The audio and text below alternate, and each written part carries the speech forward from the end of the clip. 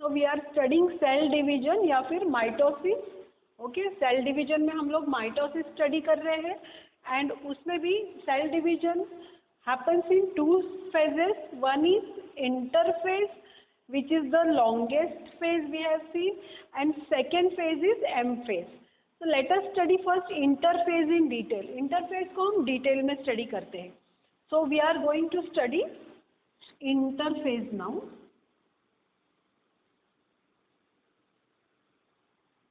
So consider this is the interphase of cell division.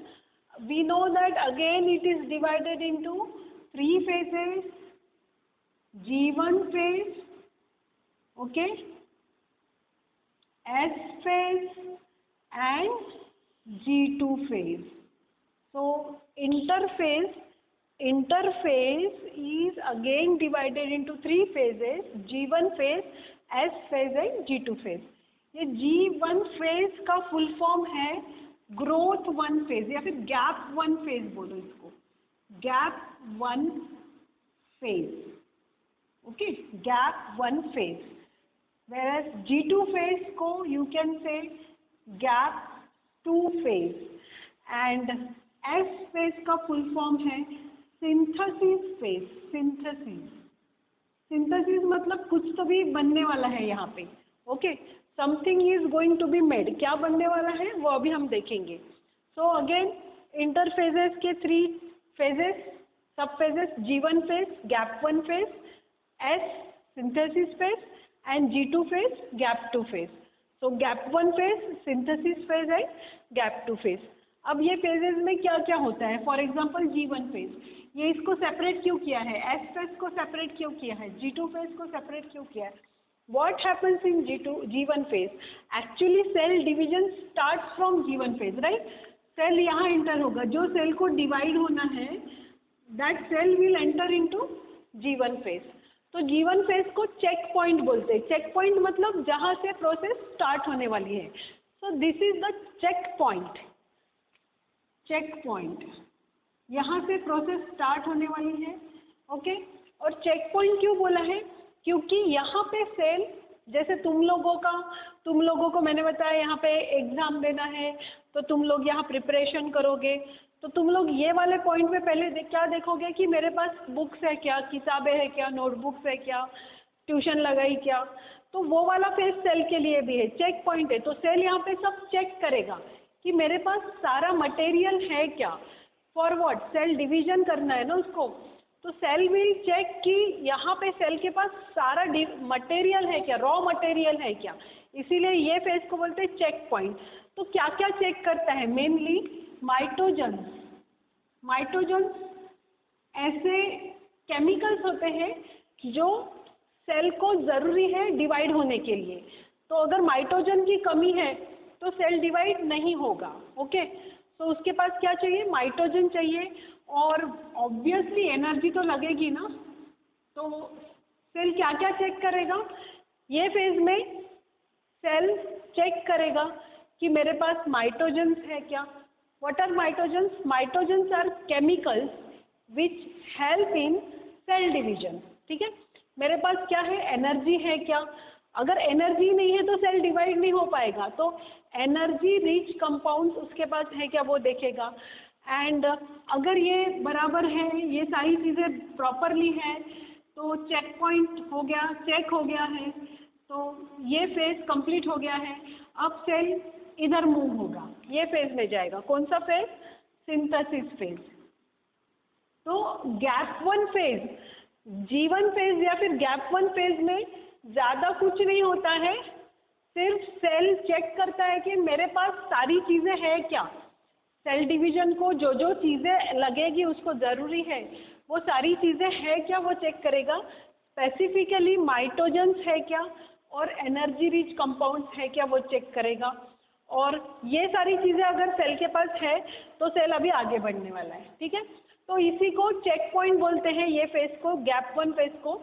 And मैंने इसके पहले भी बताया गैप 1 फेज इज बिटवीन, ये कौन सा फेज है बताओ? M phase. This is M phase, no? Gap 1 phase is between M phase and S phase. किसके बिटवीन है देखो, गैप 1 फेज, एस फेज और एम फेज। तो always keep in mind gap 1 phase is between M phase and S phase. So that was about G1 phase, gap 1 phase. Now come to S phase synthesis. Synthesis का मतलब होता है cell is going to make something, कुछ तो भी बनाना, ठीक है, कुछ तो भी make करना। अब सेल क्या make करेगा, तो देखो यहाँ पे किसका सिंथेसिस होने वाला है, कौन सी चीज बनने वाली है यहाँ पे, कुछ नहीं, सेल के पास ये है, दिस इज DNA, ओके, और ये DNA 2C है, 2C साइज इसका। अब ये DNA सिंथेसाइज होगा, मतलब और बनेगा, डबल होगा, ये DNA 2C था 4C हो गया, DNA क्या हो गया, डबल हो गया, DNA का सिंथेसिस हुआ, कौन सी चीज बनी यहाँ पे, DNA बनी, ठीक है। तो DNA और बना, 2C था 4C हो गया, डबल अप हो गया। बट जनरली अगर ये ह्यूमन सेल है, हम ह्यूमन सेल की बात कर रहे हैं, तो DNA में कितने क्रोमोसोम्स होते हैं, 46 क्रोमोसोम्स होते हैं। तो ये DNA का साइज डबल हो रहा है, बट क्रोमोसोम नंबर 46 ही रहेंगे, कीप इन माइंड, ये पॉइंट याद रखना है आपको, chromosome number will remain the same, सिर्फ साइज डबल होगा, साइज में DNA बड़ा होगा, बट नंबर ऑफ क्रोमोसोम्स, मतलब हो सकता है क्रोमोसोम की लेंथ बढ़ेगी, बट नंबर उतने ही रहेंगे, 46 ही रहेंगे। तो यहाँ पे सिंथेसिस हो रहा है, किसका सिंथेसिस हो रहा है, DNA का सिंथेसिस हो रहा है, DNA डबल अप हो रहा है, इसी को बोलते हैं synthesis of DNA, doubling of DNA, या फिर रेप्लिकेशन ऑफ DNA। रेप्लिकेशन मतलब और ज़्यादा बनना, ठीक है, डबल बनना, डबल। तो DNA सिंथेसिस हुआ, डबल हुआ, बोलो रेप्लिकेशन हुआ, 2C से 4C हो गया। बट DNA में क्रोमोसोम्स होते हैं, हमको पता है कितने क्रोमोसोम्स होते हैं, 46, अगर ह्यूमन का कंसीडर करते हैं हम लोग तो क्रोमोसोम नंबर उतने ही रहेंगे, नंबर की बात कर रही हूँ, लेंथ उनका बढ़ जाएगा, but number of chromosomes will be 46। तो इसको बोलेंगे हम number of chromosomes will remain the same. अगर 46 क्रोमोसोम्स है तो 46 ही रहेंगे यहाँ पे। एंड वेरी इंपॉर्टेंट थिंग, यहाँ पे बहुत ही ज़्यादा इंपॉर्टेंट थिंग जो यहाँ पे होने वाली है, that I will draw for you. जैसे यहाँ पे सेल, ये सेल एंटर हो गया, दिस इज माय सेल, ये ऐसा है गैप 1 फेज में, ओके। गैप 1 फेज में सेल ने क्या किया बताओ, सेल ने चेक किया कि मेरे पास सब रॉ मटेरियल है क्या डिवाइड होने के लिए, और यहाँ पे गैप 2 फेज में, सिंथेसिस फेज में DNA डबल हो गया, राइट, देखो DNA डबल हो गया, यहाँ से डबल हो गया, ठीक है। और ये सेल, और एक चीज हुई यहाँ पे सिंथेसिस में, DNA तो डबल हो गया है, देखो यहाँ से डबल हो गया है, और एक चीज हुई, यहाँ पे न्यूक्लियस के पास सेंट्रियोल्स होते हैं, याद करो मैंने बताया था सेंट्रियोल्स। जैसे DNA डबल हुआ वैसे सेंट्रियोल्स भी डबल होते हैं या फिर डुप्लीकेट होते हैं। जैसे DNA 2C से 4C हुआ, वैसे सेंट्रियोल्स भी 2 थे तो 4 हो गए, ठीक है। सो सेंट्रियोल्स डुप्लीकेट, सेंट्रियोल्स भी डबल हो जाते हैं, ये याद रखना है। तो 2 चीज़ यहाँ पे हुई है सिंथेसिस, सिर्फ DNA का सिंथेसिस नहीं हुआ है, DNA तो डबल हो ही गया है, बट और क्या डबल हो गया है, सेंट्रियोल्स, कीप इन माइंड, ठीक है। तो गैप 1 फेज में कोई चेंज नहीं हुआ है सेल में, सिर्फ चेक पॉइंट है, सेल ने चेक किया कि मेरे पास सारी चीज़ें हैं क्या आगे बढ़ने के लिए, ठीक है।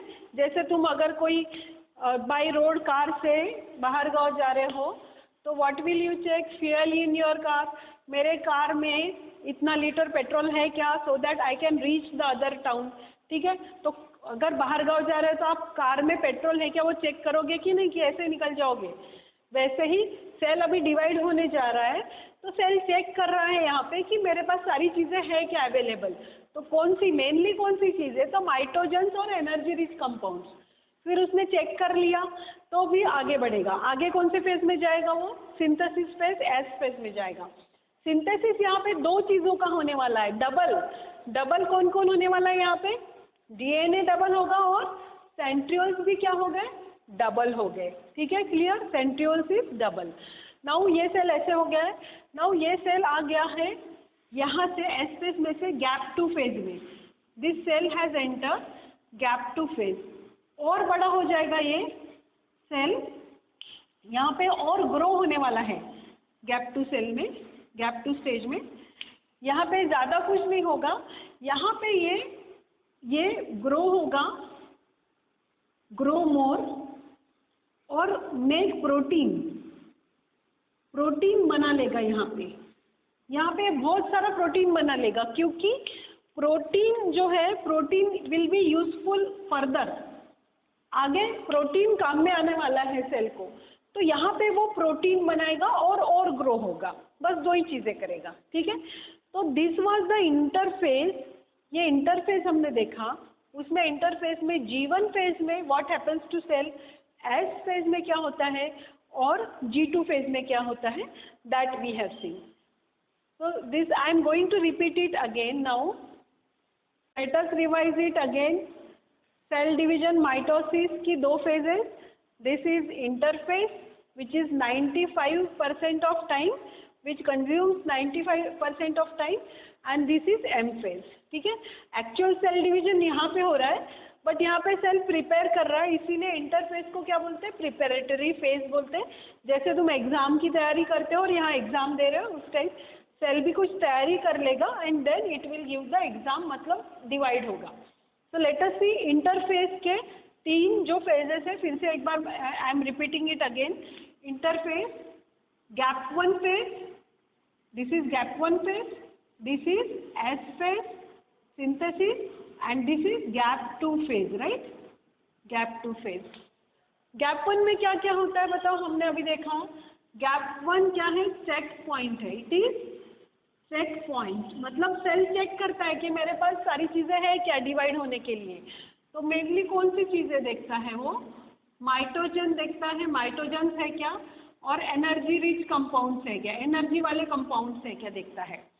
And next important point, gap one phase is between S phase and M phase. M phase और एस फेज के बीच में आता है गैप वन फेज। देखो एस और एम फेज के बीच में, तो M, gap 1 and S. These are the points you have to remember always कि gap 1 phase में क्या होता है। सेल में कोई चेंज हुआ क्या यहाँ पे? No, no change in cell. This is the cell, ये उसका, it is like this. Gap 1 phase में ये ऐसा है। नाउ सेल जब यहाँ पे S फेज में आएगा, तो what happens in S phase? S phase का ही फुल फॉर्म क्या है? सिंथेसिस फेज है। सिंथेसिस होता है, किस चीज का सिंथेसिस होता है? दो चीजों का, डीएनए एंड सेंट्रियोल्स, राइट? तो डीएनए क्या होता है? डुप्लीकेट होता है, और सेंट्रियोल्स भी क्या होते हैं? डुप्लीकेट। डुप्लीकेट को एक वर्ड दिया है, रेप्लिकेशन। रेप्लिकेशन बोला है या फिर डबल बोला है। ओके, तो एस फेज में ये जो डीएनए है, अभी ये सेल ये फेज में एंटर हुआ, तो दिस सेल का जो डीएनए है वो डबल अप हो गया है। ओके, एंड सेंट्रियोल्स भी क्या हो गए? Double up.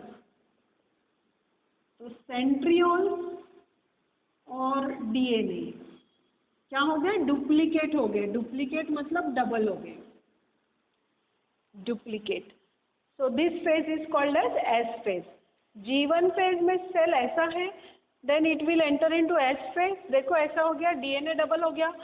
डीएनए जो 2C था वो क्या बन गया? 4C, but number of chromosomes 46 ही रहेंगे, ये याद रखना है। उनका लेंथ बढ़ेगा, very very important. Number of chromosomes double नहीं होंगे, राइट? 92 नहीं होंगे, नंबर ऑफ क्रोमोसोम्स 46 से रहेंगे।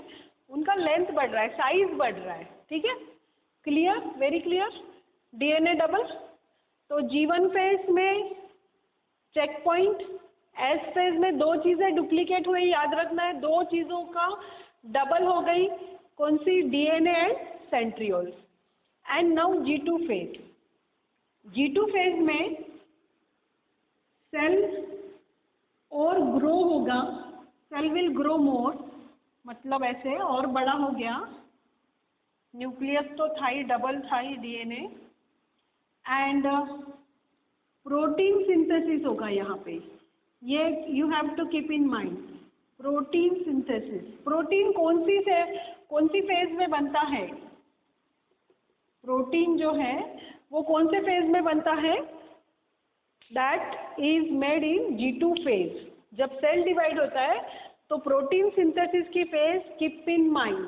सो फ्यू थिंग्स रिगार्डिंग एक एक फेज के लिए थोड़ी छोटी चीज़ें याद रखनी है। जैसे G1 phase is check point, cell checks whether it is availability of mitogens and energy rich compounds. G1 phase is between M phase and S phase, देखो M और S के बीच में आता है ये। S phase को क्या बोलते हैं, सिंथेसिस फेज। दो चीज़ों का सिंथेसिस होता है, DNA and centrioles, DNA and centrioles. तो डीएनए डुप्लीकेट, सेंट्रियोल्स, यहाँ पे मैं सेंट्रियोल्स डुप्लीकेट, डीएनए से डुप्लीकेट हो रहा है, सेंट्रियोल्स डुप्लीकेट हो रहे हैं। डुप्लीकेट को रेप्लिकेशन भी बोलते हैं, डबल होना भी बोलते हैं। डीएनए बिकम्स 2C से 4C बनता है, but number of chromosome remains same, वो याद रखना है, number of chromosomes remain the same. Third phase G2 phase, cell का और ग्रोथ हो गया, देखो ये सेल का और ग्रोथ हो गया, और क्या हुआ यहाँ पे, प्रोटीन सिंथेसिस हुआ। सो कीप इन माइंड जो G1 में क्या क्या होता है, S फेज में क्या होता है, G2 फेज में क्या होता है, this questions are going to come in your exam. और ऑल दो ऑप्शंस रहेंगे आपको, and if it is a board exam, 11th का तो बोर्ड नहीं होता है, तो from NEET stand point you have to keep in mind कि G1 फेज में, जैसे अगर क्वेश्चन आता है, in which of the following phase centrioles duplicate, G1 phase, S phase, G2 phase and M phase. तो सेंट्रियोल्स डुप्लीकेट, ऑब्वियसली कौन सा phase, S phase, right. In which of the phase, which of the phase is check point of the cell division, कौन सा है check point, obviously G1 phase. तो keep this in mind. So we have completed interphase, we have studied interphase in detail. Interphase में ये cell ऐसा था, G1 phase में, S phase में सेल ऐसा बना, डीएनए एंड सेंट्रियोल्स डुप्लीकेट हुए, एंड G2 फेज में सेल और ग्रो हो गया है और उसके पास बहुत सारा प्रोटीन है, ठीक है। तो अभी सेल ऐसा है, सेंट्रियोल्स डुप्लीकेट हो चुके हैं एंड डीएनए भी डुप्लीकेट हो चुका है, बहुत सारा प्रोटीन है अभी सेल के पास, अभी बहुत सारा प्रोटीन है, डीएनए डबल है, डीएनए डबल, सेंट्रियोल्स डुप्लीकेट हो गए हैं, सेंट्रियोल्स डुप्लीकेट, और एक चीज़ हो गई है, सेल ग्रो भी हुआ है, सेल ग्रो, ठीक है। तो अभी यहाँ तक इंटरफेज इज ओवर नाउ। अभी एक्चुअल में सेल डिवीजन होने वाला है। Now this cell will move to which phase, कौन से फेज में मूव होगा, obviously M phase. And M phase के हमने 2 सब फेजेस देखे थे, कैरियोकाइनेसिस एंड साइटोकाइनेसिस। तो अभी ये सेल कहाँ जाएगा, karyokinesis, cell will undergo karyokinesis. So let us see this now.